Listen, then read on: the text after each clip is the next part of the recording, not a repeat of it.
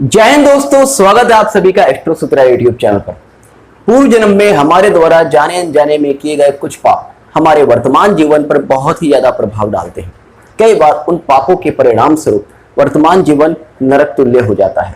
आज के इस वीडियो में हम नाड़ी पुस्तकों में दिए गए एक ऐसी ही जन्म कुंडली का विश्लेषण करने वाले हैं जिसमें कि व्यक्ति ने पूर्व जन्म में एक स्त्री से प्रेम किया, उससे होने वाली संतान को मारने की कोशिश की, जिसके परिणाम स्वरूप वो लेडी इस सदमे को बर्दाश्त नहीं कर पाई और उसने आत्महत्या कर ली।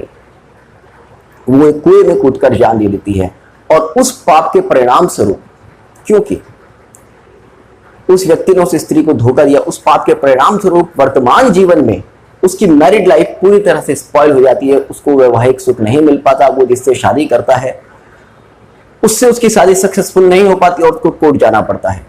तो पूर्व जन्म में किए गए पापों को जानकर ही कई बार उन पापों का निवारण करके उनके लिए रेमेडीज बताई जाती हैं और समझा जाता है कि वर्तमान जीवन में जो परेशानी आ रही है वो किस वजह से आ रही है।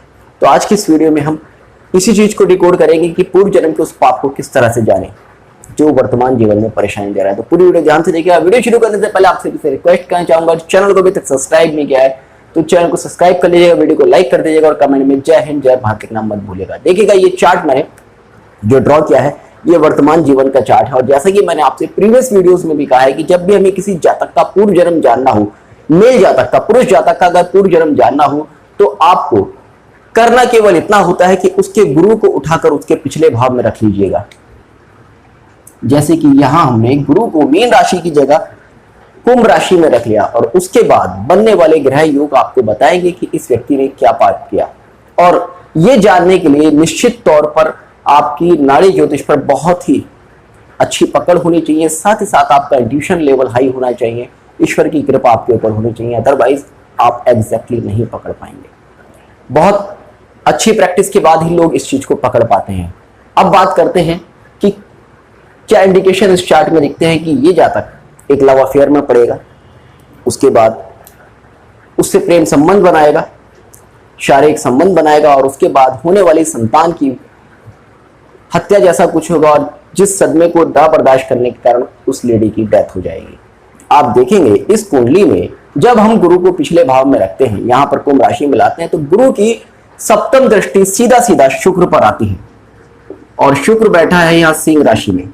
शुक्र का यहां सिंह राशि में बैठने का सीधा सीधा तात्पर्य है एक स्त्री जो बहुत सुंदर है और किसी अच्छी फैमिली से बिलोंग करती है।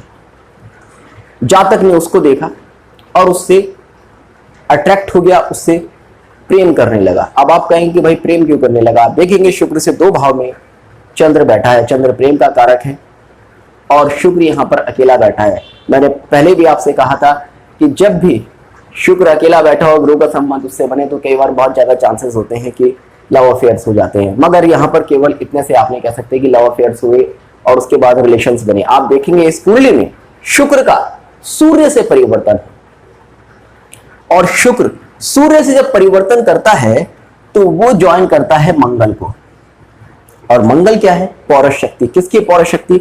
इस जातक की जिसकी ये कुंडली है, उस जातक की पौरुष शक्ति से जब शुक्र का मिलन होता है तो आप कह सकते हैं यहां पर इस स्त्री के इस पुरुष से शारीरिक संबंध बने जिस कारण ये लेडी प्रेग्नेंट हुई। प्रेग्नेंट हुई ये कैसे पता चलता है? आप देखेंगे यहां पर साथ में सूर्य भी बैठा है जो कि नीच का होकर बैठा है। सूर्य की नीच होने की स्थिति ये बताती है कि इस संबंध से एक संतान उत्पत्ति के योग बनते हैं जो कि आप इस तरह से कह सकते हैं कि उस संतान का शायद जन्म ना हो या फिर जन्म हो तो बहुत ही अच्छी स्थिति में ना हो, क्योंकि सूर्य यहां पर नीच का होकर बैठा है। और आप ये भी कह सकते हैं कि इस लेडी ने सूर्य की नीचता भंग करने की कोशिश की और उसमें उसको खुद भी नुकसान हुआ। अब आप कहेंगे कि भाई चलो ठीक है संतान के योग बने, मगर ये कैसे पता चलता है कि इस जातक ने उस संतान को मारने की कोशिश की जिस सदमे को ये लेडी बर्दाश्त नहीं कर पाई और इसने आत्महत्या कर ली? ये यहां पर सबसे इंपॉर्टेंट पॉइंट है। आप देखेंगे शुक्र से दो भाव में शुक्र की नीच राशि है, यानी कि आगे कन्या राशि, और कन्या राशि में बैठा है चंद्र और चंद्र बैठा है राहु के प्रभाव में। जैसे कि मैंने आपसे हमेशा कहा कि नाड़ी ज्योतिष में त्रिकोण में बैठे हुए ग्रह युति की तरह लिए जाते हैं। तो चंद्र बैठा है राहु के प्रभाव में, और चंद्र जब राहु के प्रभाव में शुक्र की नीच राशि में बैठा है तो सीधा सीधा सा इंडिकेशन है कि शुक्र के साथ यहाँ पर कुछ इनऑस्पिशियस होने वाला है, कुछ गलत होने वाला है, क्योंकि एक तो नीच राशि है, उसके बाद चंद्र बैठा है, राहु बैठा है, पूरा इंडिकेशन है कि यहाँ पर इसके साथ कुछ गलत होगा। ये गलत क्या होगा? क्योंकि चंद्र और राहु का जो संबंध बनता है वो भी शो करता है, ऐसा शो करता है कि जैसे कि पॉइजन दिया गया। तो यहाँ पर पूरे चांसेस हैं कि इस लेडी को इस संतान प्राप्ति के बाद, इस संबंध बनने के बाद इस नेटिव ने कुछ ऐसा पदार्थ दिया जिससे कि उसका गर्भ क्षय हो जाए, और ये लेडी उस सदमे को बर्दाश्त नहीं कर पाती। आगे प्रोग्रेशन थ्योरी हम यूज करेंगे, क्योंकि बिना प्रोग्रेशन थ्योरी यूज किए आप इस चार्ट को डिकोड नहीं कर सकते।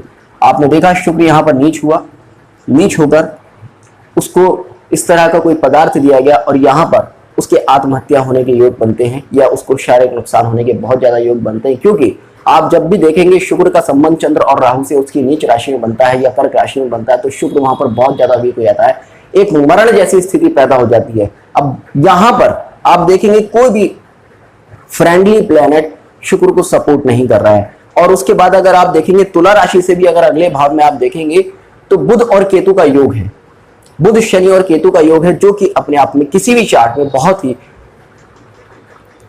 ऑस्पिशियस योग नहीं है फीमेल मैटर्स में। तो ऐसे पूरी तरह से इंडिकेशन जाते हैं कि इस जातक के द्वारा एक ऐसा कृत्य हुआ जिससे कि एक लेडी की मृत्यु हो गई, एक बच्चे की मृत्यु हो गई, और उसके श्राप स्वरूप इस जातक को वर्तमान जीवन में इस तरह की परेशानियों का सामना करना पड़ रहा है कि उसकी मैरिड लाइफ सक्सेसफुल नहीं हो पा रही, मैरिड लाइफ में प्रॉब्लम्स आ रही है।